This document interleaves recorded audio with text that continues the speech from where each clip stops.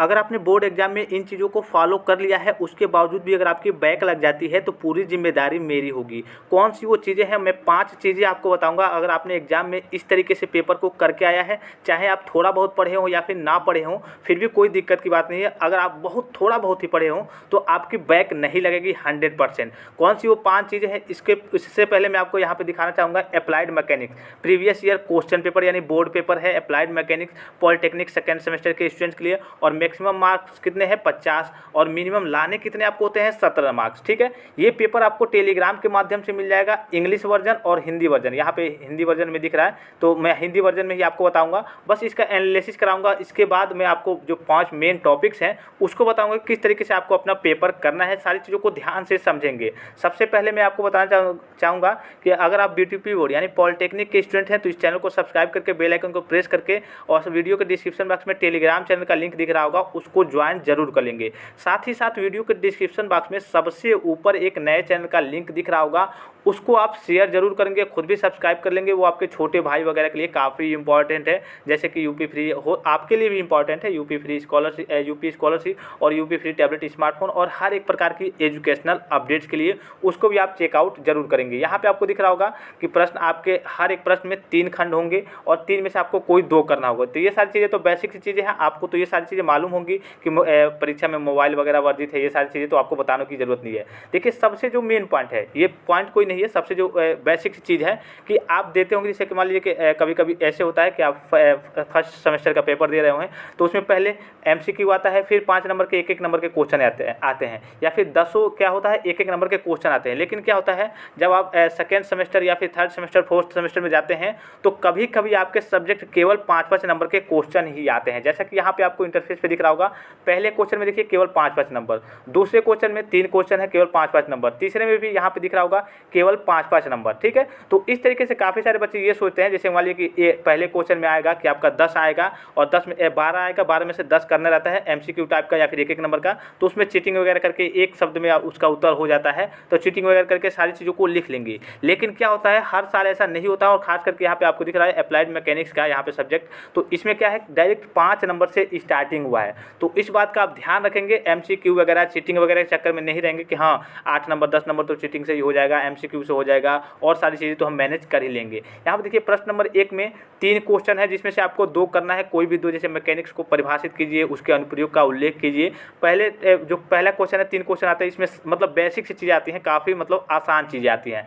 इसी प्रकार हर एक आपके पाँचों जो क्वेश्चन होंगे, पाँचों में करके 3-3 आएगा 15 क्वेश्चन, जिसमें से आपको करना केवल कितना रहेगा 10, सब में से 1-1 छोड़ना। जैसे कि मान लीजिए कि अभी मैंने पहला ही क्वेश्चन आपको दिखाया, जिसमें से इसमें 3 आया है, 3 में से 1 छोड़ देना है आपको और 2 करना है। अब यहाँ पे थोड़ा सा ध्यान देंगे, जैसे दूसरा क्वेश्चन है, दूसरे में अ ब स 3 क्वेश्चन दिया है, और 3 क्वेश्चन में जो पहला क्वेश्चन का दिया है तो पहले में भी 2 पार्ट दिया है, जैसे अ में 2 पार्ट दिया है, फर्स्ट और सेकेंड। तो अगर आप अ को चूज किए हैं और ब को चूज किए हैं, यानी स को नहीं किए हैं, तो अ में ये दोनों पार्ट आपको करने होंगे। अब आप जैसे कई बच्चे क्या करते हैं, इसमें से पहले अ का पहला कर लेंगे, ब भी कर देंगे और स भी कर देंगे, तो आपको तीनों क्वेश्चन नहीं, आपको कोई 2 क्वेश्चन ही अटेम्प्ट करना है, नहीं तो दिक्कत हो जाएगी। काफ़ी सारे बच्चे ये चीज़ें करते हैं कि तीनों का तीनों क्वेश्चन आते रहता है, वो लिख के चले जाते हैं, तो इसमें भी दिक्कत होती है, आपके नंबर कट भी सकते हैं। जैसे कि एग्जामिनर कौन सा चूज करेगा उसको पता नहीं, आपने तीनों किया है तो हो सकता है जो जिसमें कुछ आपने गलती की हो वही वाला चूज कर दे, तो आपके नंबर कट जाएंगे। इसलिए आप 2 ही क्वेश्चन चूज करेंगे,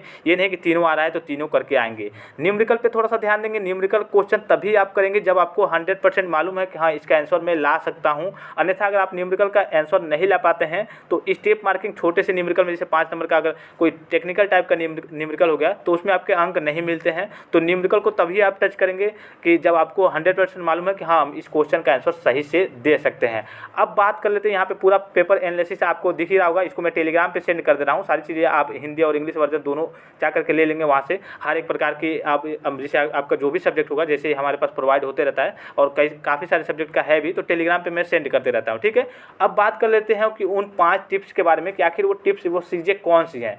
सबसे सबसे पहला आपका जो पहला क्वेश्चन का आंसर है, जैसे मान लीजिए कि ये जो आपका पहला क्वेश्चन दिख रहा है, ठीक है, आप मान लीजिए कि शुरू से लाइन से कर रहे हैं, ये जो आपका पहला क्वेश्चन अभी यहाँ पे पहला क्वेश्चन दिख रहा है, ठीक है, तो पहले क्वेश्चन का आंसर, पहले प्रश्न पत्र में मतलब 2 क्वेश्चन है, तो पहले क्वेश्चन का आंसर आपका इंप्रेसिव होना चाहिए, यानी कि ऐसा होना चाहिए, लिखावट सुंदर हो और हर एक प्रकार के जैसे कि मेन टॉपिक्स वगैरह कि इस तरीके से लिखे कि हाँ टीचर देख के, जो एग्जामिनर है वो देख के खुश हो जाए कि हाँ बच्चे में कुछ दम है, बच्चे ने कुछ लिखा है। अब पहला ही क्वेश्चन ऐसा हो जाएगा कि आप इधर उधर के बीच में चीज़ें को जोड़ के लिखेंगे, कुछ गाना वगैरह इधर उधर, मतलब बच्चे अलग अलग तरीके से लिखते हैं, तो अगर पहला क्वेश्चन आपका सही नहीं रहेगा तो उस पर 1 नंबर 2 नंबर देगा 5 नंबर में, और इसी प्रकार से वो समझ जाएगा कि हाँ आप किस तरीके से कॉपी को लिखे हैं, उसी तरीके से वो जनरल मार्किंग करते जाएगा। तो पहले क्वेश्चन का इंप्रेशन आपका तगड़ा होना चाहिए कि उस पर एग्जामिनर देखे तो तुरंत 4 नंबर या फिर 4.5 नंबर दे के ही जाए। अगर पहला क्वेश्चन आपका सही है तो आगे के क्वेश्चन आप गलत भी किए हैं तो उसको लगता है कि हाँ इसने लिखा है, पहला क्वेश्चन जैसे किया था उस हिसाब से सारे क्वेश्चन सही किए होंगे। तो पहला क्वेश्चन आपका सही होना चाहिए, हो गया पहला टिप्स। दूसरा है ज़्यादा काट फिट नहीं होना चाहिए। काफ़ी सारे बच्चे क्या करते हैं कि पेन से इधर उधर काटते रहते हैं। आपको रफ करना है, रफ आप सबसे पीछे पेज पे या फिर उसके पहले मतलब, या फिर जहाँ पे जैसे कि कोई ज़रूरी है तो साइड में आप कर सकते हैं, थोड़ा सा ब्रैकेट बना वगैरह के, लेकिन काट फिट नहीं होना चाहिए कि कोई आंसर लिखा उसको काट फिट कर दिया। सपोज कीजिए कि पहला का ही अ लिखा यहाँ पे, फिर ब लिखा, अब ब लिखा तो बाद में पता चला कि नहीं इसका तो ये नहीं होगा, फिर लास्ट में अपने काट फिट, शुरू वाला काट फिट करके फिर लास्ट में लिखा, तो काट फिट नहीं होना चाहिए। इससे एग्जामिनर जब चेक करता है तो उसको काफ़ी दिक्कत होती है मार्किंग करने में और वो आपका नंबर कम कर देता है, उसको भी थोड़ा सा गुस्सा आता है, ठीक है। तीसरा क्या है, हर एक हाल में जितने भी क्वेश्चन है अटेम्प्ट होने चाहिए। जैसे कि सब मान लीजिए कि यहाँ 5 नंबर के क्वेश्चन दिख रहे हैं, आपको सपोज कीजिए कि समय ही नहीं मिला, आपने लास्ट के 5वें नंबर के क्वेश्चन जो 2 थे उसको छोड़ दिया, तो 10 नंबर तो आपके वैसे ही गए। आपको क्वेश्चन पूरा अटेम्प्ट इसलिए करना है कि अगर 10 लास्ट वाला मान लीजिए कि कोई भी क्वेश्चन हो आपने अगर अटेम्प्ट किया है तो कभी कभी एग्जामिनर क्या होता है, जैसे कि कॉपी को सही से चेक नहीं करता, बस देखता है कि हाँ लिखा है बच्चा, नंबर दे देना है, 2 नंबर 1 नंबर 3 नंबर दे के निकल जाता है। तो आप कुछ भी लिखे रहेंगे, क्वेश्चन नहीं छूटा रहेगा, तो उसके आपसे मान लीजिए कि हो सके आपका 2 ही नंबर से 3 नंबर से बैक लग जाए, आपने उस क्वेश्चन को छोड़ दिया है, तो उस क्वेश्चन को कर दिया है, कुछ भी लिखा है उससे रिलेटेड थोड़ी सी क्वेश्चन को उतार दिया, उससे टेढ़े मेढ़े इधर उधर चीज़ें करके लिख दिया है, तब भी आपके नंबर मिल जाएंगे, कोई दिक्कत की बात नहीं है। तो सभी क्वेश्चन आपको अटेम्प्ट करना है। और चौथा जो सबसे इंपॉर्टेंट है कि serial bye serial. Serial bye serial में क्या मतलब है कि आप पहला कर रहे हैं तो पहला का अ कर दे रहे हैं और फिर दूसरा का अ और ब कर दे रहे हैं, फिर बाद में क्या कर रहे हैं, लास्ट में जाकर के पहला का ब कर रहे हैं। यानी कहने का मतलब है आप एक सेक्शन जो भी चालू करेंगे, मान लीजिए कि आपको नहीं आ रहा है, पहले में कोई नहीं आ रहा है, ठीक है, इसको छोड़ दीजिए, पहला मत कीजिए। दूसरे में आ रहा है आपको, आपने दूसरे का अ कर दिया, ब कर दिया, ठीक है, फिर तीसरे का करिए, फिर चौथे का करिए, इस प्रकार से लास्ट में जाकर के पहले का करिए। कहने का मतलब है कि एक क्वेश्चन आप जब स्टार्ट करेंगे तो 3 सेक्शन है जिसमें से आपको 2 सेक्शन करने हैं, तो दोनों आप एक ही पास करेंगे, तीसरा तो आपको करना नहीं होता है। जैसे कि इसमें 3 क्वेश्चन आए हैं, 3 में से आपको 2 आ रहे हैं, दोनों एक ही पास करना है, पहला का अ उस तरह से पहला का ब, यानी कि पहला का अ कर दिए, इसमें से दूसरा का अ ब, तीसरा का अ ब, फिर यहाँ पे नीचे क्या कर दिए, पहला का अ कर दिए। मतलब पहला करना है तो एक ही साथ दोनों सेक्शन अ और ब एक ही साथ करना है। और जो सबसे मेन जो 5वां टिप्स है, सबसे इम्पॉर्टेंट कह लीजिए कि आपके, जिससे आप सभी को मालूम हो कि जो एग्जामिनर आपकी कॉपियाँ चेक करते हैं उनके पास इतना समय नहीं होता है कि आपकी कॉपियों को, मतलब आपकी पूरी चीज़ों को पढ़ें।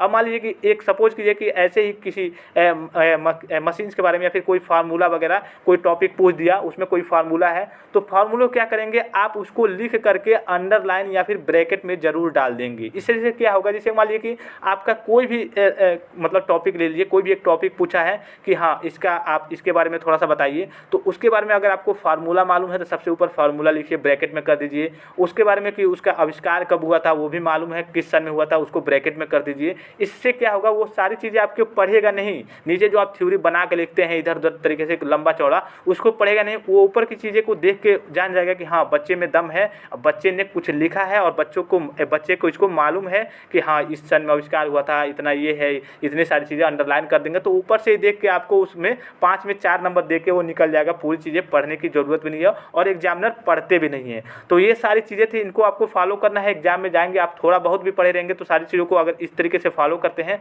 तो आप अच्छे अंक लाएंगे, और अच्छे अंक क्या 50 में समझिए कि 35 प्लस ही नंबर पाएंगे। वीडियो अच्छा लगा तो वीडियो को लाइक करेंगे, वीडियो के डिस्क्रिप्शन बॉक्स में नए चैनल का जो लिंक दिख रहा होगा उसको भी जाकर के आप सब्सक्राइब जरूर करेंगे, और हर एक प्रकार के बीटीपी से रिलेटेड ऑफिशियल अपडेट्स के लिए और model paper, previous year question paper के लिए टेलीग्राम पे जरूर ज्वाइन रहेंगे। फिलहाल इस वीडियो में इतना ही, इजाजत दीजिए, धन्यवाद, थैंक्स फॉर वॉचिंग, मिलते हैं नेक्स्ट वीडियो में।